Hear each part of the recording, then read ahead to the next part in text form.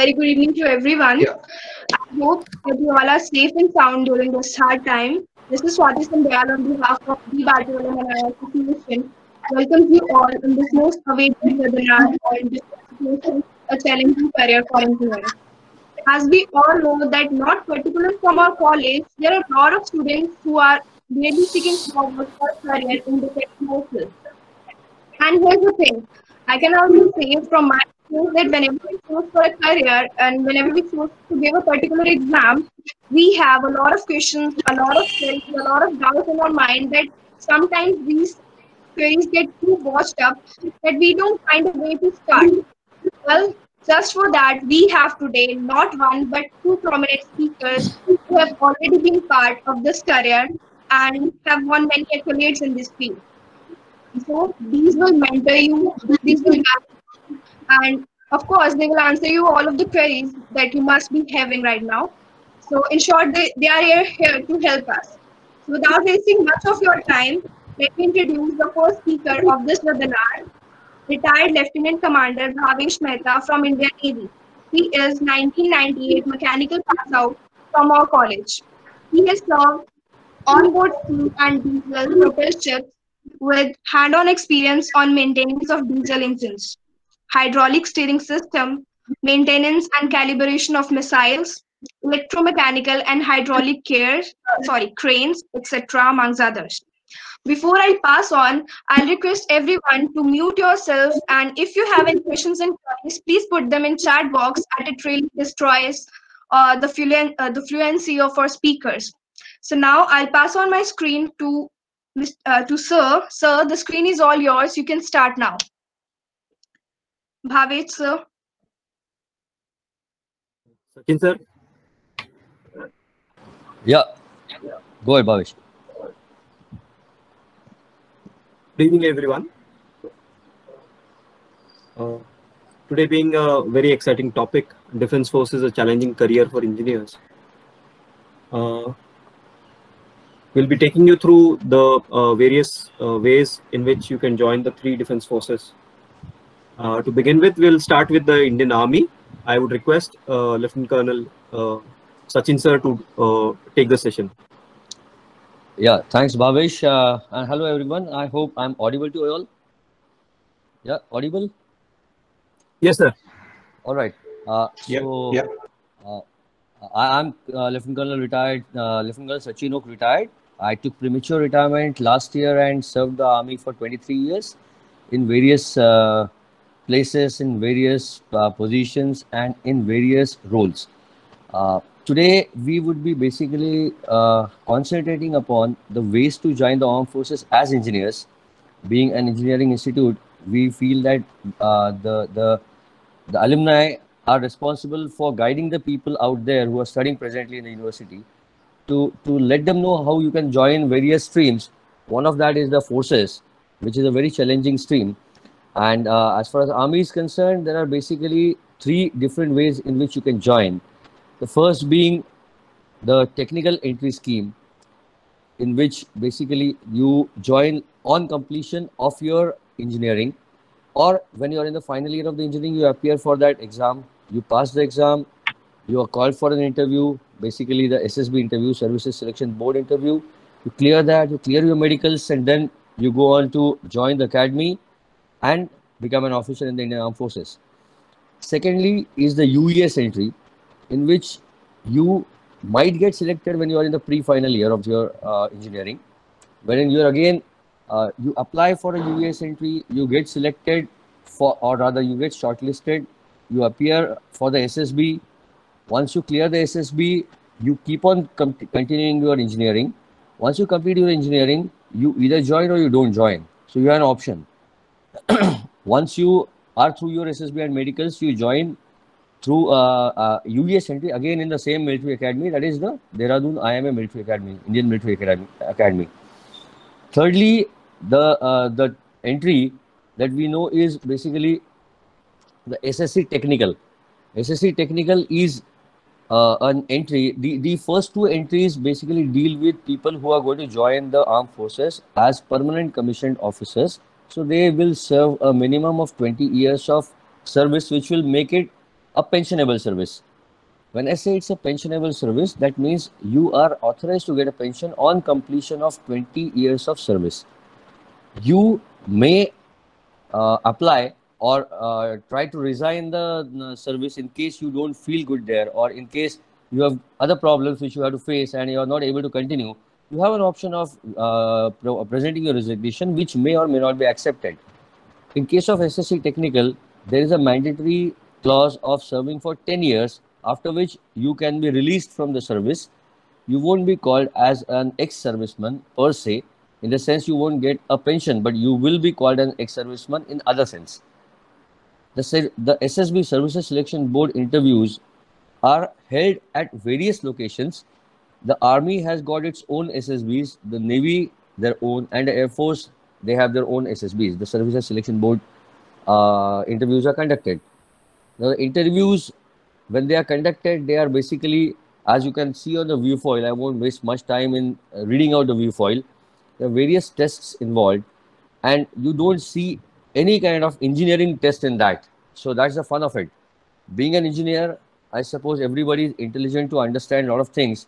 They have got IQ level, which is definitely more than a normal person, and you can think logically. So a person who has done engineering has got more chances of getting through these Services Selection Board interviews, since they have got a logical thinking mind. That is what helps. There are many other things, many other facets which keep on coming into play. But then the most important thing is being logical. You, as it is being an engineer, you have got a good intelligence level. That is what is understood when you join the engineering stream. So that is how you go about appearing for the SSB. You, practically speaking, you don't need to prepare for an SSB interview. You go as you are. As far as I am concerned, I did not even know what is the full form of SS and B when I went and reported at the SSB center in Allahabad. And I am not boasting, it's a fact. You have to be absolutely natural when you go there. If you are natural, you will crack it. There's no doubt about it, because they are looking for you as you are and not you who is trained to be something else. They will take care, they will ensure, they will make you what they want you to be. So leave it to that. Leave that to them. That is as far as the entry into the army is concerned. Now Bhavesh will cover the Navy aspect of it and the Air Force aspect of it. And later on, we will come down to actually what this lecture is all about. Because I'm dead sure all of you would have an access to the Google, you have an access to various internet sites, which actually give out how you can join the armed forces in various ways. So we will be spending lesser time on this and more time on what challenges you have as engineers or as citizens of India who are engineers and serve the armed forces. Over to Bhavesh. Thank you, sir. In the Navy, the induction is pretty much similar across. The format is similar.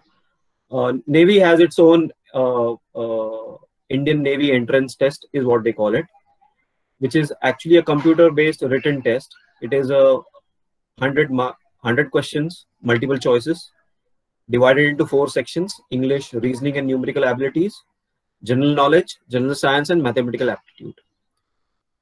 The Services Selection Board interview is a step just before the medical exams, and this is primarily important for clearance before you are actually shortlisted.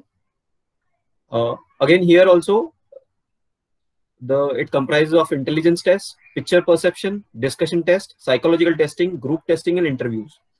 Now, this group testing is more to do with external, or it is not as group discussions per se, or mainly.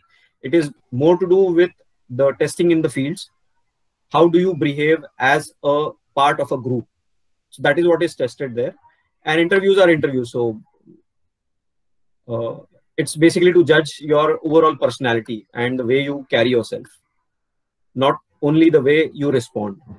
So that is what it is. In the Indian Air Force, it is pretty much the same. It is Air Force Commons admission test. Then they have the selection board. This split up into stage 1 and stage 2. Again, the testing is the same. One is intelligence testing, then picture perception, discussion test, psychological test, group tests, and interviews. Now, this picture perception tests are slightly, I would like to dwell a minute on that. That's are very rapid fire kind of a pictures which you'll be scrolling through, and you'll be given a certain amount of time to actually answer and make a story out of that picture, which is visible to you for a certain few seconds. So that is what brings out your inner the way in which you would respond in a situation. So this picture perception test, I always found it very interesting. Now moving on, as we said, we'll spend most of the times in the discussing what is in store for engineers and defense forces. I would request Sachin sir to address us. Yeah, hi. Thanks, Bhavesh. Coming down to actually what, as an engineer, you are going to do in the armed forces. Everybody keeps on thinking, I'll go as an engineer. When I wanted to join the armed forces, I would ask myself, what would I be doing there? So as an engineer, I thought I'd be dealing, as a mechanical engineer, I would be dealing with certain, maybe compressors or something similar to that. And I would be, or rather maybe going into research. But to be very frank, very few people will get into that. Or rather, very few people who are into research for the army will get into that. And that research is generally done by DRDO. It is not done by armed forces officers per se. In armed forces, the officers generally don't get into research. They are definitely into innovations of types which are required on the field when you are facing a certain situation, or when a certain situation is faced over a period of time, resources are not available to, or rather procurement is not feasible within a short period of time. That is when you actually, as an engineer, go on to innovate something for your unit, for your own people who are working with you. And then if it is actually workable, it goes on to be made into a number of units. And it's actually used by a lot of people out there in the armed forces. But then it doesn't come into a commercial production as you see outside. So as an engineer, what are you going to do exactly? That is what we'll be discussing today. First and foremost, as an engineer, you should understand you are not just an engineer. You are a person who is educated and who can think logically. And when Bhavesh brought out that in the SSB, there is something called a picture perception test. And there are many other tests wherein in SSB, you are tested for tested by three different people. The first guy is looking at you as a GTO, is a group task officer. He is looking for you as to how you can work in a group. Can you be a leader? Can you follow properly? And your dynamics with the group. The second guy is a psychologist. A psychologist never sees you actually. He will be able to see you only on the last day of your SSB. That is when you are brought before the entire board, wherein you walk in, you introduce yourself, I am so and so, and you walk out. That's when the psychologist actually visually sees you. Till the time he just knows you and knows you very, very, very intimately out of what you have written, from what you have written in the paper, because it covers a lot of things which gives out the innermost person that you are, and you cannot hide that. So if you are a person who is fit, who fits the bill as far as the armed forces are concerned, you are a guy who is selected by the psychologist. The group task officer tests you for something and he selects you. The psychologist selects you. The third guy who is going to look you at a very close quarter is the interviewing officer. So these three people judge you based on various facets that they are asked to judge. When all these three facets actually culminate into a yes by all the three of them, you are actually selected. So the moment a person is said to be selected in the armed forces pending medical clearance, he has been tested by various methods on whether will he be able to take on the role as an officer in the Indian Armed Forces. Now, once you are chosen for a role in the Indian Armed Forces as an officer, you as an engineer are expected to know the engineering tenets. Nobody expects you to know Gauss's theorem there. All right. Nobody expects you to have various theorems by heart, but everybody expects you to know the concepts, how these concepts work on ground. Engineering is not about theory, it's about practical. When we say Dr. Batu is a technological university, that means that we are oriented towards practicalities of engineering. So what we ought to do is ought to be more technical oriented and more oriented towards what's the knowledge going to be of use on ground when you're going to face a situation. So that is how engineering is going to be used in the armed forces when you're going to go in and start working with them. So what exactly will you do? I'll give you an example of my own. In my 23 years of service in the army, the very first time I got an opportunity to use my engineering knowledge was in Antarctica. That was in 2000 December. I was there since 2000 December till 2002 April. So a continuous 16 months of stay in Antarctica was what I was there for. There I was a station engineer, and as a station engineer, I was responsible for maintaining boilers. I was responsible for maintaining the water heating system, the entire station heating system, and a lot of other stuff. So that was the time when my actual engineering knowledge that I had gained came in handy.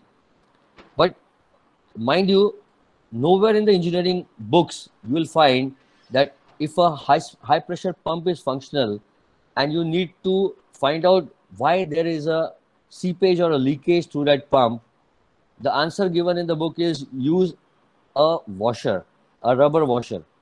Now, if you don't have a rubber washer in Antarctica, are you going to go out and buy it from maybe a mall road in Antarctica? No, sorry, there's no mall road in Antarctica.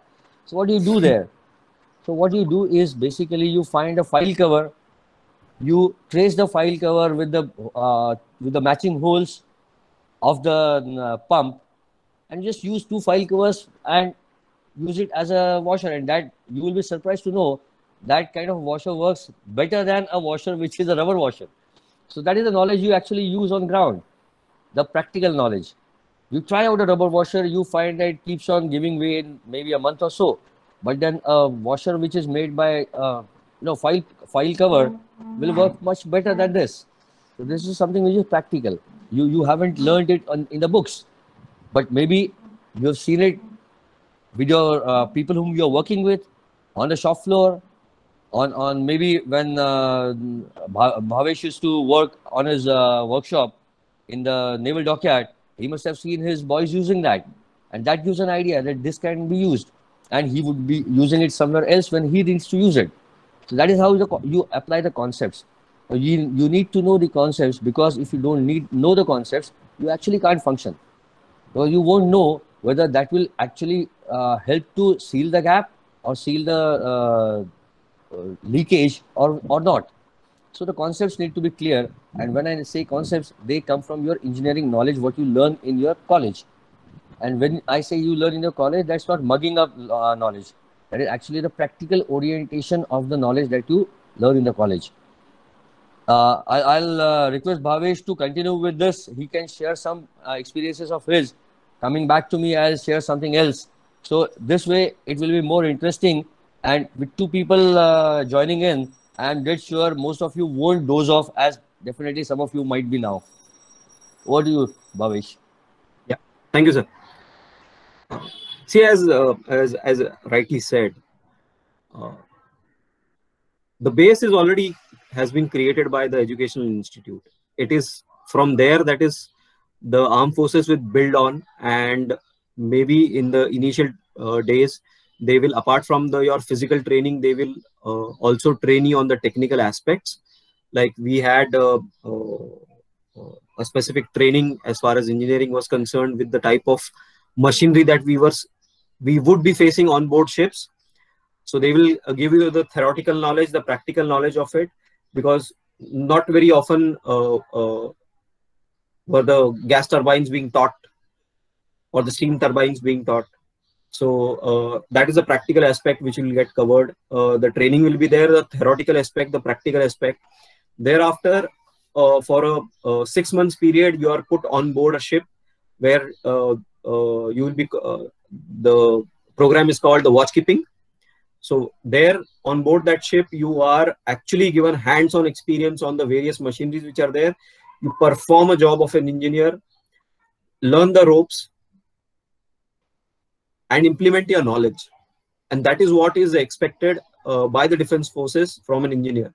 The engineer, as rightly said, was not required to actually do any engineering there, but he is looked at somebody who is logical, practical in his approach, and somebody who can use the theoretical knowledge which is available into the practical application of it. So during my various engagements like on board ships, offshore, while being trained on the Prithvi missile, so all these aspects were made use of. That is how we got selected. We were required. Every time there will be nobody who is going to be guiding you. You are actually somebody who's looked up to by your men for giving them directions. So you need to be very thorough with your concepts and the practical application of it. So apart from that, you during the engagements, you will also see that not only are you being, in fact, the one fantastic thing which I always keep on telling people who interact with me and want to know about the defense life is that the kind of grooming that the defense forces can give you, I can challenge you, nobody else can give you. They will create an all-round personality for you, which not only will be reflected in your approach, but in your attitude and in your day-to-day life. I've not seen, after I was relieved from the services, which was way back in June 2006, I've been working with private organizations and have been interacting with people who are there. But the kind of grooming that the defense forces gave me has actually held me in a lot of stead and gave me that confidence that yes, I can go and make my living out in the civil world as well.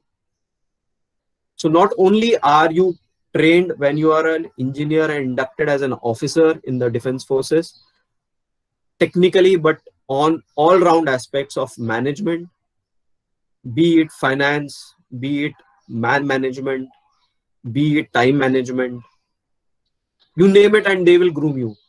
The kind of challenges that are thrown to you are not only technical. Apart from technical, there will be certain challenges in life.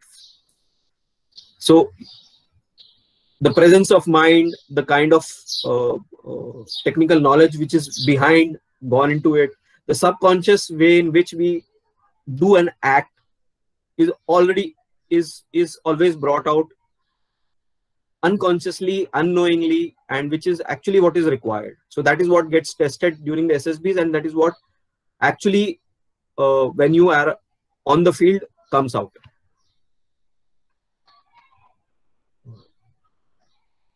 So we'll have this conversation. We'll request Sachin sir to continue. Yeah.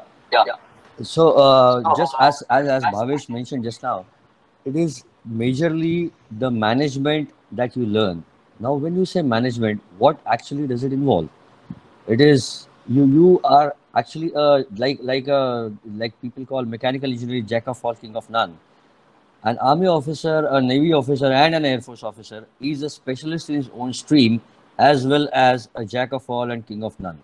That is what I can say, because you become a manager of resources, you become a manager of manpower, you become a manager of planning, you become a manager of foresight, you become a manager of everything that you can think of on this in the corporate world or in the actual world that you see.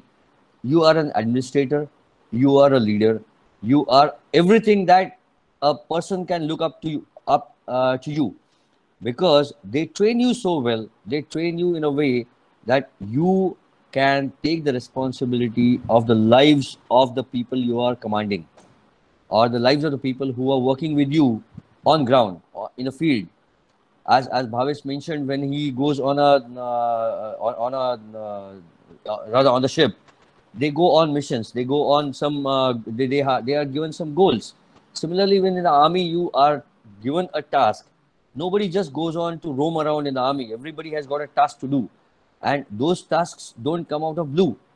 They are tasks which have been thought of, which have got a reason for why they are to be done. Now these tasks need detailed planning. They need detailed reconnaissance of things. They need detailed working out of resources that will be required. They need detailed working out of how you are going to carry those resources, how you are going to garner those many resources, and once those resources come to you, how are you going to utilize them? Do you have the kind of manpower that is required to utilize those resources or not?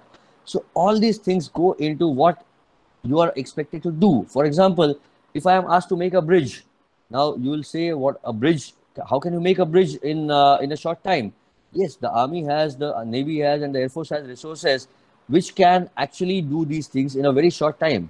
Like a bridge over a river, which is about say 30 meters across, or maybe 31.1 meters is the length of the bridge that we have, which can be made in flat 3.5 hours. But then to carry that bridge, you need specialized vehicles, or you need specialized equipment of bridging. So if you don't know what actually is needed, you don't have the BOQ, as you call it, the bill of quantities, you won't be able to know when you want to carry what and how to be carried. Now, when we go into planning of things, I'll give you a short example of this bridge.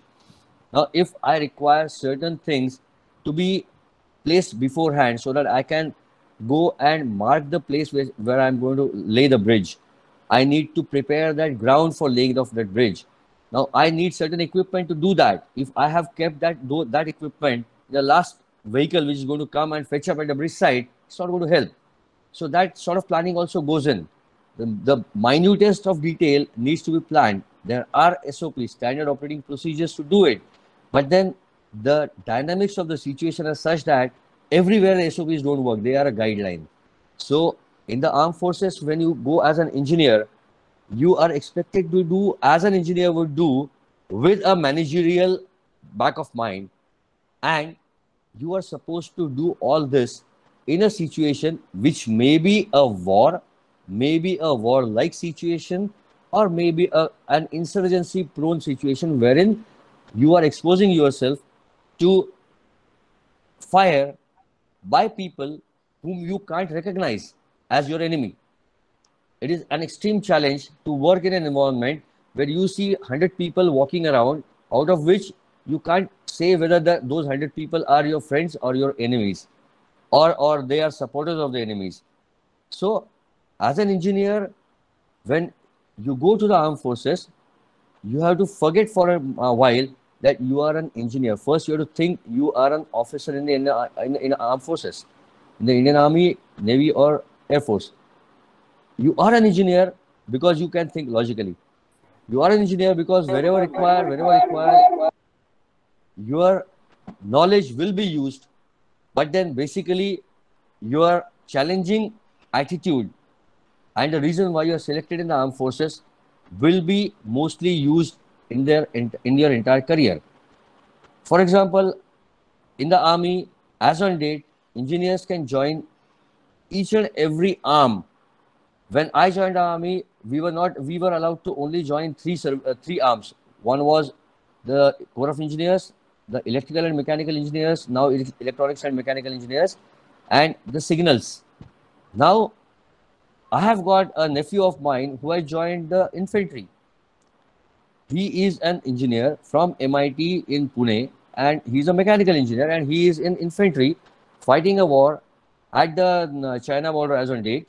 So what I'm trying to say is, as an engineer, you would ask me, what is the role of an engineer in infantry? You have to understand, as on date, the kind of equipment that is being procured and that is being used in the armed forces is a high technology equipment. Now, to ensure that that equipment is utilized to the best of its abilities and its capabilities, and to ensure that it is maintained well, you have to have officers who have the know-how and a bent of mind to understand how it works and to understand when it malfunctions and why it would malfunction. So engineers are required in the armed forces because they have that bent of mind, and they can ensure that everything that we have is utilized to the fullest capacity, as well as the men under you will be able to utilize it better, because you will be able to guide them on how best to use that. So that is how your knowledge of engineering will come in handy. Now, what kind of a lifestyle, there used to be an advertise some years back to join the armed forces. They used to show various things. I suppose even these days it comes. A person, a cadet in the academy, he's riding on a horse. A cadet in a ball dance, he is dancing with a beautiful girl, and many such other things. Is that actually just the lifestyle that you are going to expect there? It is that and much more, because it is not a lifestyle, it is a way of life. Armed forces job is not a job, it is a way of life. Over to Bhavesh, and he'll continue with the challenges as an engineer or as an officer you face in the Navy. So we come back, and then I take you ahead on how it is a way of life and not a lifestyle. Over to Bhavesh. Yeah, thank you, sir. In the Navy, you will be posted in majorly in three, if I have to, places. One would be onboard ships. Second would be an onshore assignment. Third would be the dockyards. Now, all this have three different, all of them have different responsibilities. Onboard the ship, you have your own teams, where on a day-to-day basis, you are supposed to be maintaining those machinery, different machineries. One is the propulsion system, one steering system, one the generation system for the electricity. So all these systems, you have to be keeping them operationally fit for any assignment which may come to your, which the ship would be given. So so every day there is preventive maintenance, there is a regular maintenance which is carried out. Machineries are running 24/7. So there will be standbys. You'll have an engine room. You'll have your own men doing that activity. Breakdowns will have to be attended to. So that is the life of an engineer on board the ships. Apart from the other things, also responsibilities which you'll have to, as an officer of the defense forces, you will have to shoulder. So on board the base, like the one which I was placed in, I had to ensure the upkeep and maintenance of the missile testing beds, which are actually mobile, because sometimes you need to have a mobile launch pads also, which you will have to position apart from the on board the ships. So the calibration part of it, the testing part of it is also required to be taken care of. Apart from that, as I mentioned, since you are mobile, there will be a lot of vehicles which will be available at your disposal, which also need to be maintained. So that also responsibility will be yours. Then in dockyards, you will find there are different specialized centers which are there inside the dockyard. Each one of them will be having a speciality as well as a different function to perform. Some would be responsible for innovation part of it, a small section. One, on a regular basis, you'll have a steam center which will be looking at only the steam turbines, because that's a completely different way in which they function and not the same as gas turbines. So these are the kind of postings that you can look forward to. You can also be get selected for specialized programs. Like I mentioned, one which I was lucky enough to be selected was the Prithvi program. So for that also, I had to, I was attached for a certain period of time with DRDL in Hyderabad, and was trained on the Prithvi missile. So the Prithvi is actually the Dhanush version for the Navy. So that is how I was trained on that. So these are the kind of various places which the postings which you will get, the kind of activities that you will need to do. And once you have a certain liking for, let's say, for submarines or for choppers, then you can actually, after getting selected, you can actually opt for those arms. The submarine is a specialized arm altogether. Similarly, the Indian Navy Air Unit. So there, once you are on board or selected in the Navy, you can actually opt for this kind of things. But again, not only are all these avenues which are available, there is much more bigger thing into this, is that apart from the technical part of it, they will groom you for other opportunities as well, or other aspects like sports and other things. In fact, on board the ships, the ship by itself is very self-sufficient.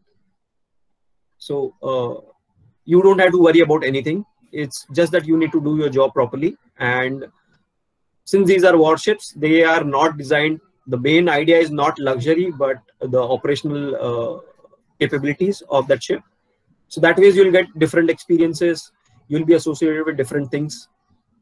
And not to mention the fact that you'll be visiting different ports, which could be, if you're lucky enough, could be overseas.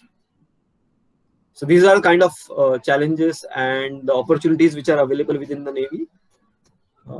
With this, I would hand it over to Sachin sir to conduct this session further. Yeah, thanks, Bhavesh. As Bhavesh brought out, I'll just add on to a couple of things.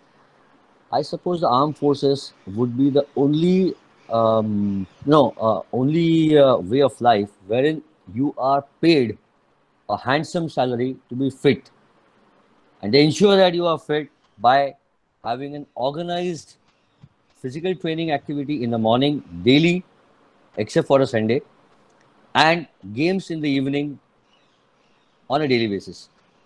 You are encouraged to be a sportsman. You are encouraged to pick up individual as well as game sports, and you are encouraged to play with your boys whom you command, because that is the best way to actually have a fantastic camaraderie with the men whom you are going to command, and who are going to actually lay down their life if required in the line of duty when you are commanding in a situation like war, or in counterinsurgency, or in a counter-terrorism grade.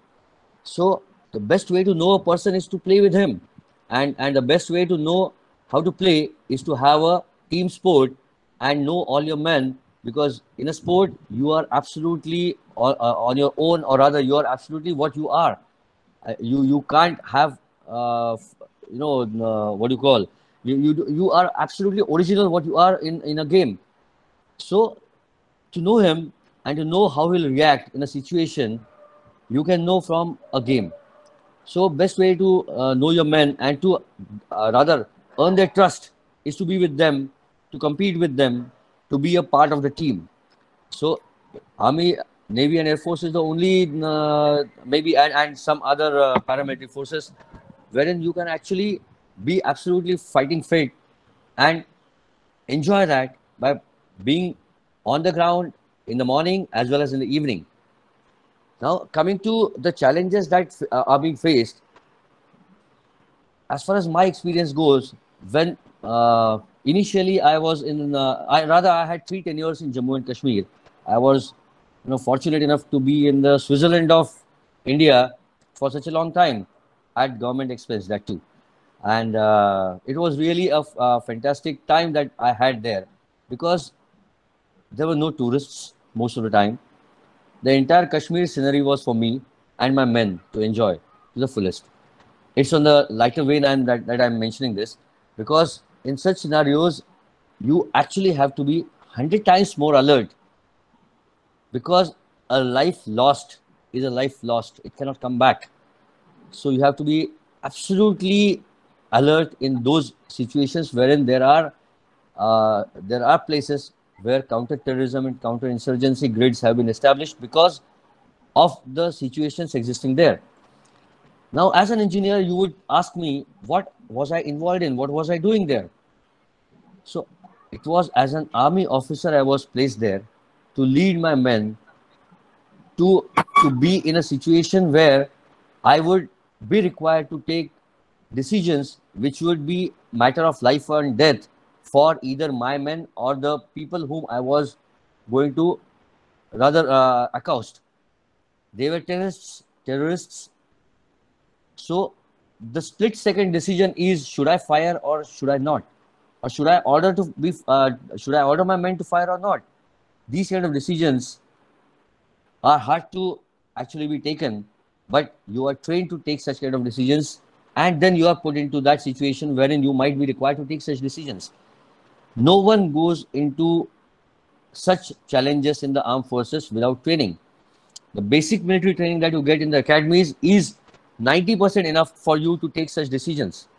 You are trained for that. You're physically and mentally, you can say, you are annealed to that.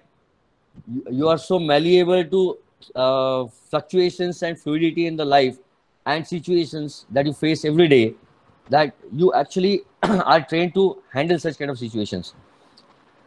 I have been fortunate enough to, somebody, please, can everybody else switch off the mics? It's actually disturbing. Yeah, when I was fortunate enough to actually be in various situations, like I was in the Op Vijay, which everybody knows as Kargil War, wherein we were involved in, that if many of you would have been to Kashmir, would have been to the Kargil War Memorial, that is near Dras, Op Vijay War Memorial, you would see that there is hardly any place to stay there. So how would the armed forces be staying there? When the army was launched into that terrain, there was hardly any place. There was hardly any shelter. There were hardly any places to keep your ammunition, to have the men place themselves. So there was a need, since the winter was approaching fast, there was a need to have tracks constructed. There was a need to have shelters constructed. A need to have helipads constructed, water points established, many other things. Those are the things wherein those were the things where your engineering background helps, because you are expected to plan, execute, and commission those things in absolutely a miraculous time frame. And it is possible. It was done. Even today, all of us know what is happening at the border with China. People are staying there at minus 45, minus 50 degrees centigrade. How are they staying there? Were there so many tents available? Were there so many? Would a tent be enough for to curtail such kind of weather?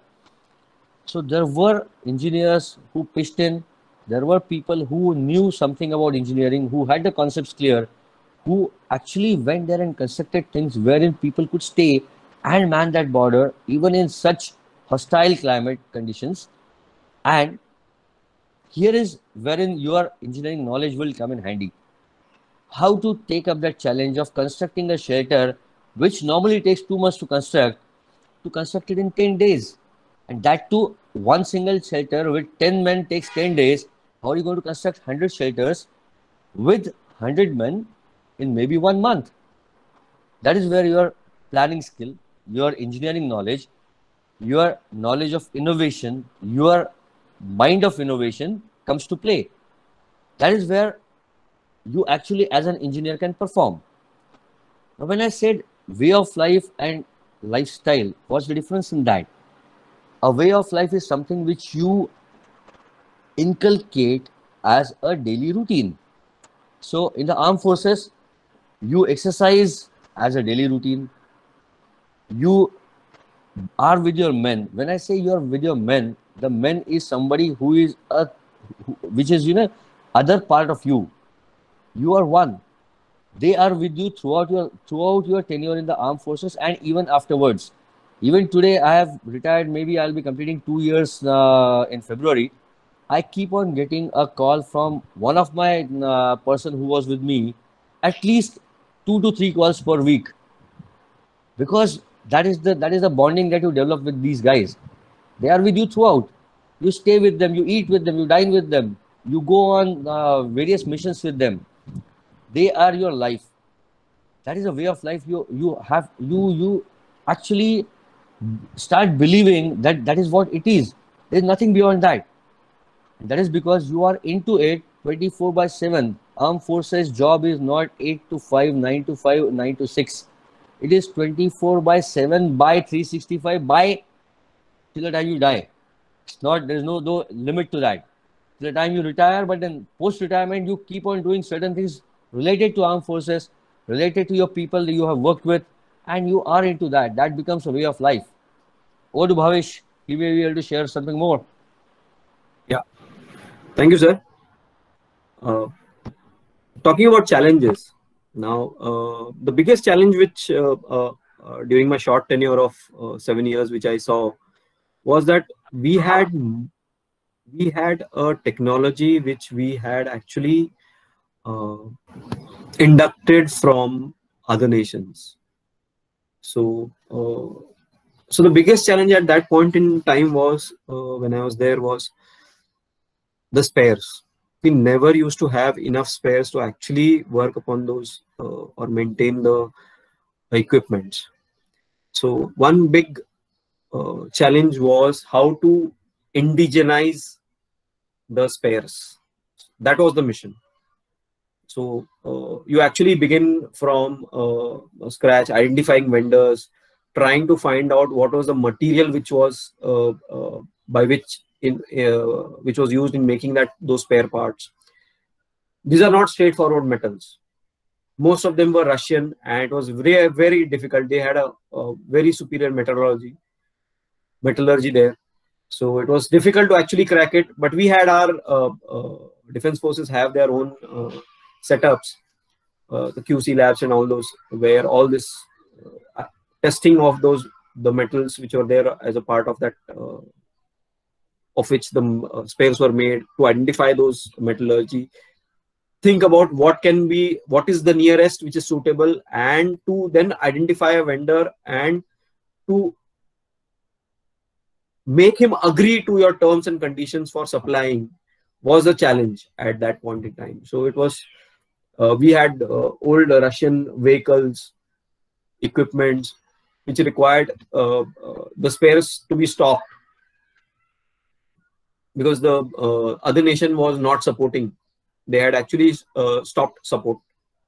So these were old, so that was the reason. But thankfully, after DRDO, DRDL, everybody has pitched in, and we are inching towards self-sufficiency to that extent. I would also want to mention, apart from the challenges, which of course my short tenure gave me only this kind of opportunities, but apart from the fact that the challenges, once you are part of the system, you also get opportunities to pursue your studies, look for higher education.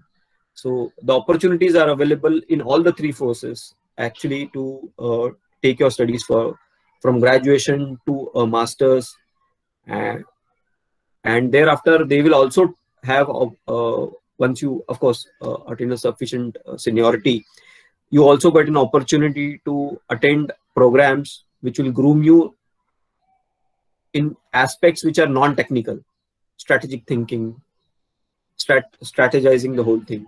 So that is where the studying never stops actually in the armed forces, even after you join. It is a continuous process. In fact, that is a continuous process anywhere, any organization that you go. You need to continuously keep attuned to the latest in the technology, and you need to keep on upgrading yourself. So with this, I think we can take questions if you have. Or Sachin sir, would you want to add something? No, I suppose what you've covered and I've covered is enough to actually fill in the day-to-day. And we can definitely have such sessions if there is a requirement. And as Bhavesh said, I have done my MBA from Army. I did it after serving for 16 years. I did my MBA in international business from the army, and you get opportunities. You can do your PhD also in the army. So there are opportunities for studying, and it's a continuous studying job or a way of life. You have to keep on studying. You get certain different opportunities to actually be specialists in various fields, and they give you opportunities to go for various courses, maybe in India or even abroad. So there are ample number of opportunities to learn new things. So I suppose there was one hand raised. That person can unmute his mic and please go ahead.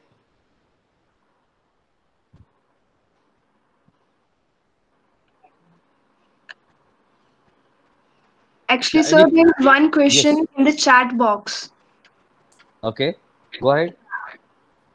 Actually, it is from Harshad Pradeshi. He's Okay. asking about UES Army and is UES Army entries cancelled because from last 3 year notification is not yet out. Not to my knowledge, but then I'll confirm it and I'll post it on the DBATU. I'll answer it to you by mail, and then you can circulate it. All right? Sure, sir. Because as per my knowledge, it is not even stopped. But then I'll find out in case there is any decision to that effect. Sure, sir. And there's also one question from Siddharth Kamble. Okay. He's asking if we get recommended from CDAC, can we get commissioned in engineer unit? If we get recommended for CDAC, Yeah. can we get commissioned in engineering unit? Yes, you Yeah. can. See, the first and foremost you have to understand is the process that goes into at the academy. Once you go to the academy, you don't know what you will be getting, what kind of service you'll be getting. You are in the academy. There is a like in the college or in the university. There is a merit list made. It's a merit list which is made, which is sent to the people who decide on. First and foremost is there are a number of vacancies every year allotted to various arms and services. Based on that, there is a system, and that system is followed to actually allocate those many people based on the merit to various arms and services. So when you are commissioned, or rather just before commissioning, you are asked to fill in a form wherein you have to give out your choice. Based on your choice, if you fit that bill of the requirements of the vacancy vis-a-vis the merit that you have, vis-a-vis the thing that you asked for, you may get or you may not get it. Yeah. So if any other is having any queries, he or she can put in the chat box. Can I ask? Sorry. Yeah, welcome, Siddharth. Hello? Yeah. Okay, sir. So I have a question, right? So generally from the army, you guys, even after working 16 years, come and get a job outside. So is it other way around also possible? If somebody is like work for 15 years and now like in age of 40, thinking of joining in army side, any positions comes for those people? No, it is not possible. You can join the army as an officer. There is a. Can you just switch off your mic? Yeah, as an officer, you can join. There are various rules and regulations as far as the age is concerned for each and every type of entry. The cutoff date, cutoff year for TGC, I suppose, the technical graduate entry is, I suppose, 28, if I'm not mistaken. That you'll have to check on the website. It is clearly mentioned, and it is not possible the other way around. You can't join after that date is over. Even for that matter, once you quit the army, say for example, like Bhavesh has done his service in the Navy, he has come out, now he's working in the civil world. If he wants to go back to the Navy, it's not allowed. Once you quit, you quit. Any other question? Hi, sir. Yes, go ahead. I have a question for Bhavesh, sir. Oh, yeah. Bhavesh, is he on? Yeah. Bhavesh, Go ahead. Yeah. Hi sir, I'll be giving this IMU CET exam for this merchant navy. So if everything goes well, I'll be passing out as a marine engineer. So will it help in joining the Indian Navy, or are there any seats reserved for marine engineers? There is no special reservation of seats as far as the marine engineering course that you are doing is concerned. So you'll be joining like a regular along with the mechanical engineers. And once you clear the test, you will be onboarded. It will only help you in good stead after you join, because you'll be at a slightly higher pedestal, if I have to use that word, compared to others who are from a regular mechanical stream. Okay, sir, that helps, sir. Thank you, sir. Thank you.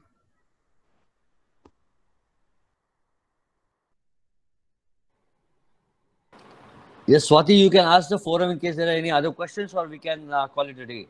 Sure, sir. If there is any questions, Yeah, just one. Sachin, any experience from your Kargil days that you want to share? Something interesting in that front that happened? I don't think so. This is not the right forum to do that. Okay. Right. Okay. Yeah, there's someone. Hello, sir. Sairam Gajale, after short service, just a moment. Let me read what he has. After short service commission or OTA pass out, how many chances are there to get PC after SS? Oh, yeah. To answer that query, there is I can say every year they have a certain percentage which they work out and decide on that percentage of people will be inducted into permanent commission. That percentage is not high, it is quite low. So once you go in for a short service commission, to get a permanent commission, there is no guarantee that you will get into permanent commission, because there are vacancies which are very few. And again, there is a merit list that is made based on your ACRs, that is annual confidential reports, based on the course gradings that you have got while in the armed forces, and based on your medical tests. So the chances, the percentage varies, but they are not absolutely rosy. The percentage of people getting permanent commission after short service commission is not very high. I hope that answers your query. Just to add, sir, if you permit. Yeah, sure. Yeah. Just to add to what is being said, to begin with, there is a vacancy, there is a shortfall of officers in the armed forces in general. That being said, the opportunity for conversion straight away from a short service commission to a PC are very remote. You will be given extensions from, let's say today the scheme is, when you join, it is initial joining for 10 years. Thereafter, it will be extended for 4 years. And thereafter, again, it will be extended for another 4 years. Now, as Sachin sir rightly said, it all depends upon how you have performed in this whole 14 years. Academically, with the armed forces, what has been your performance when you are given different assignments,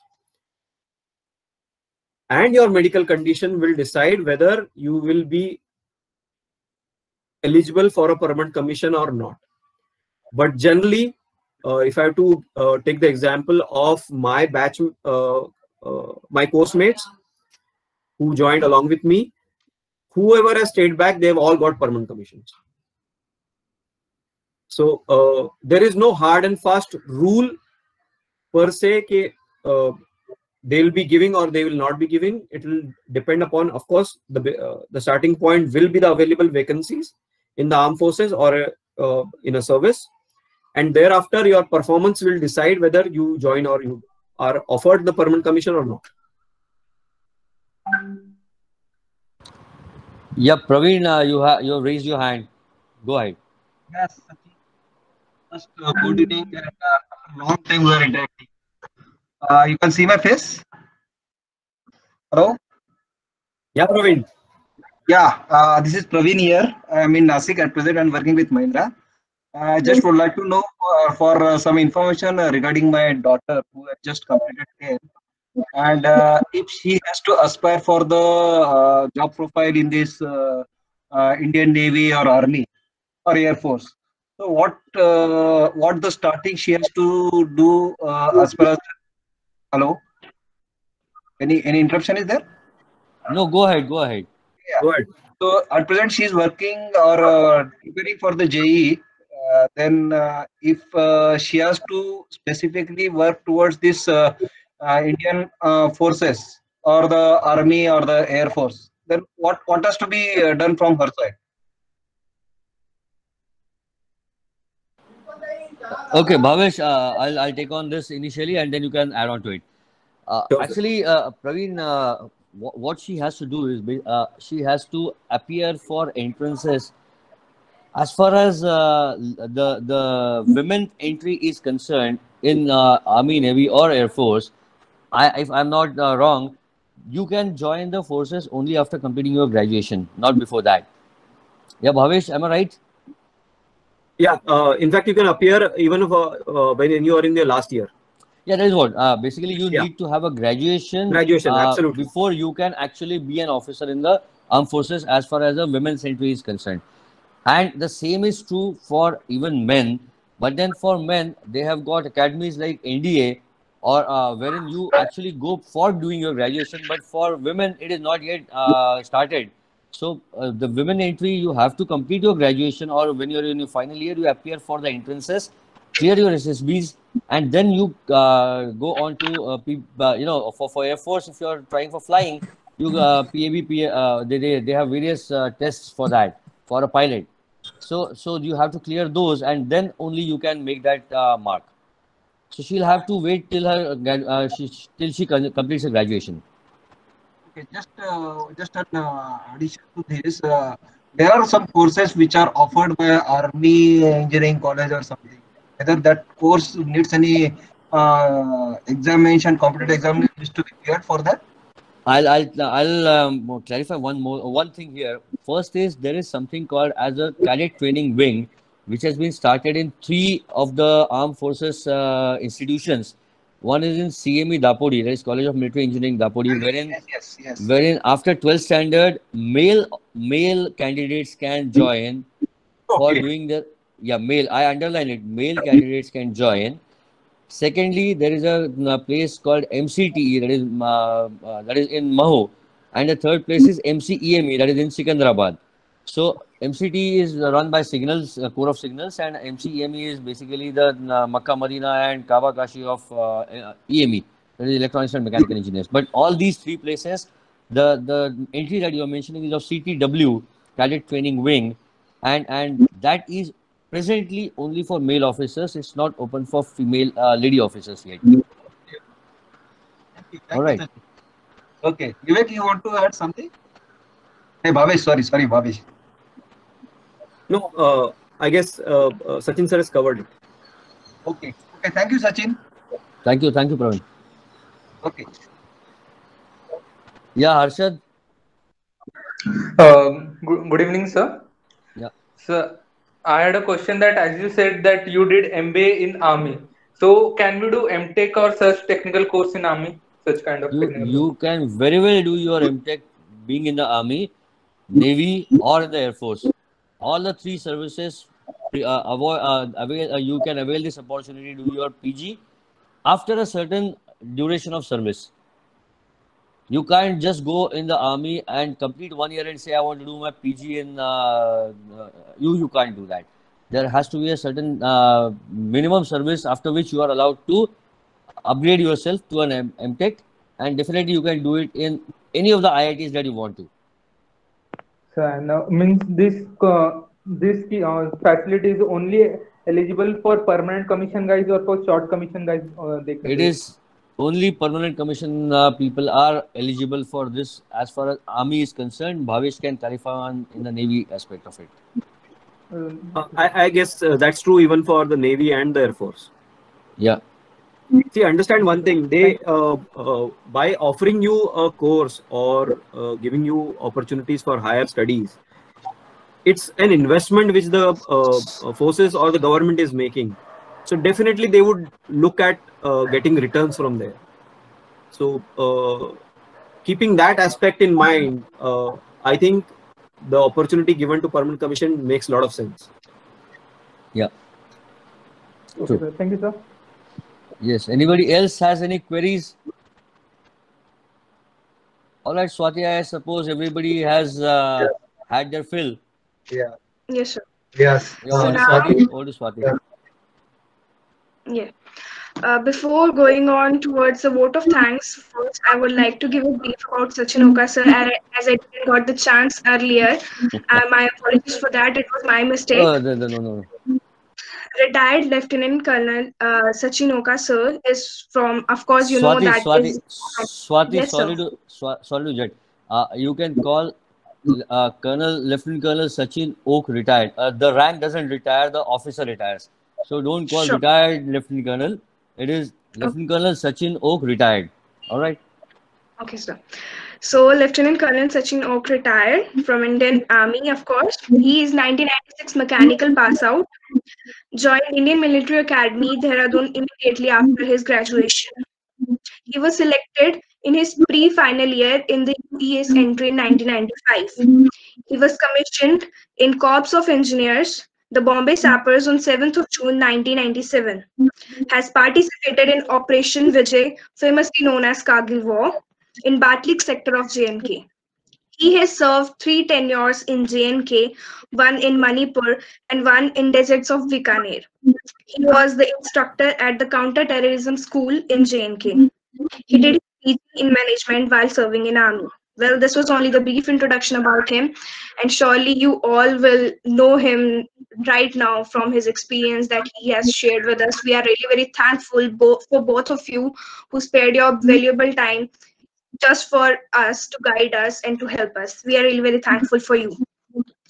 And now, actually, we have, I would like to welcome Captain Bhagat ANO from DBATU NCC unit, who is currently present with us.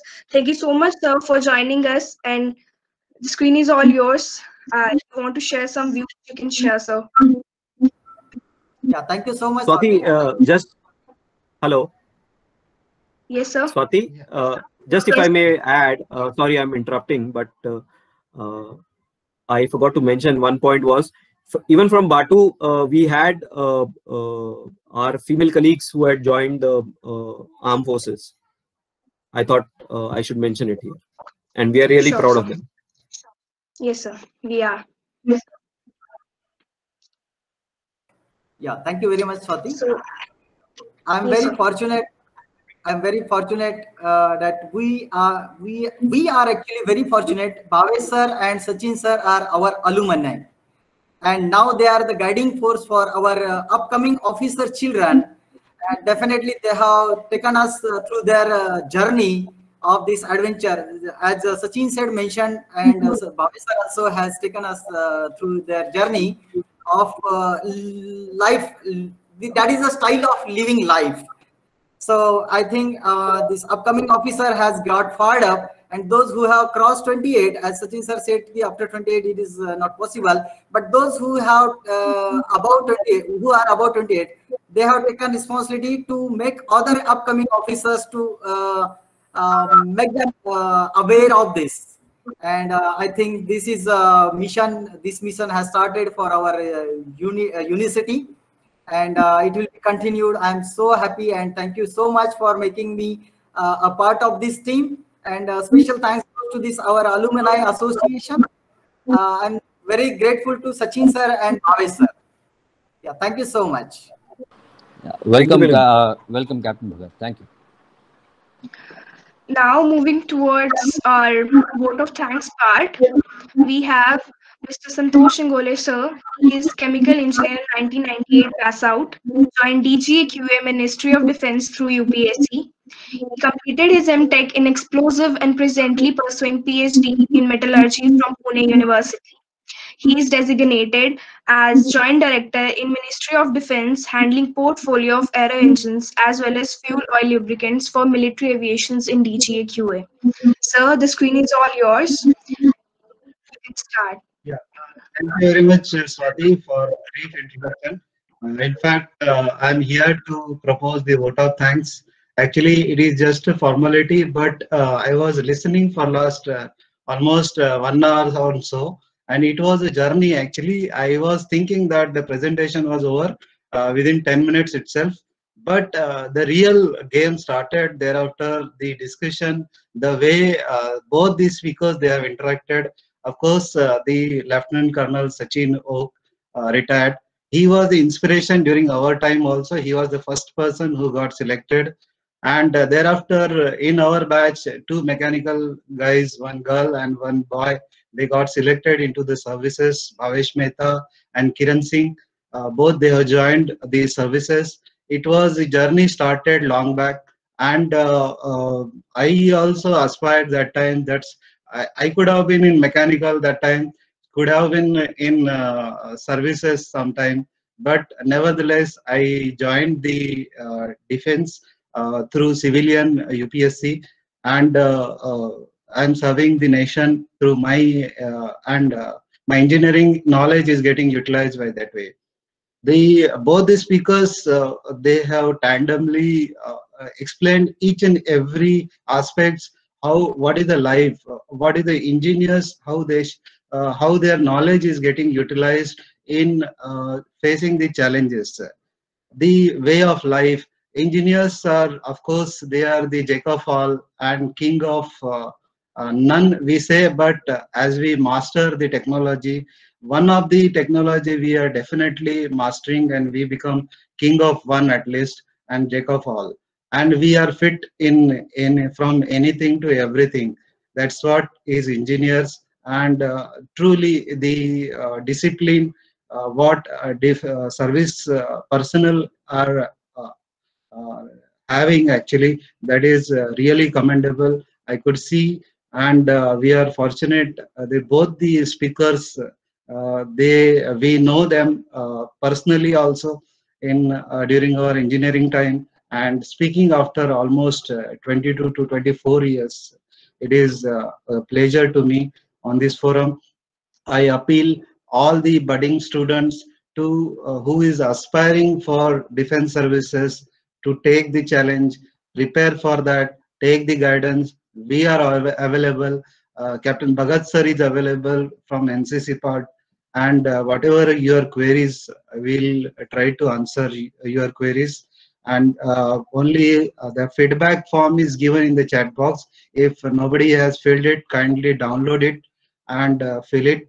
Okay, and we request your feedback for this session, so that in future also we would like to have more and more such webinars covering different aspects of engineering, different areas of engineering, application of engineering in various industries. With this, I thank one and all, actually, the organizers, the committee members, the mainly Swati, then the flyer who has made Rahul, and all other Avnish, Prashant, and all our team who is tirelessly working for this alumni association to happen. It is a budding part, and we request more and more participation from you. We request you give more topics to you. What is your requirement? You tell us, so that we can organize more webinars which are more suitable to you. And with this, I say thanks, one and all. Thank you. Thank you, Thank Santosh. you, Bhavesh. Thank you, thank you, Santosh. Thank you. Thank you, Sachin sir. Yeah, thanks, Bhavesh. Bye, Thank Thanks, you, Sachin. Avnish. Bye-bye. Thank you, Swati.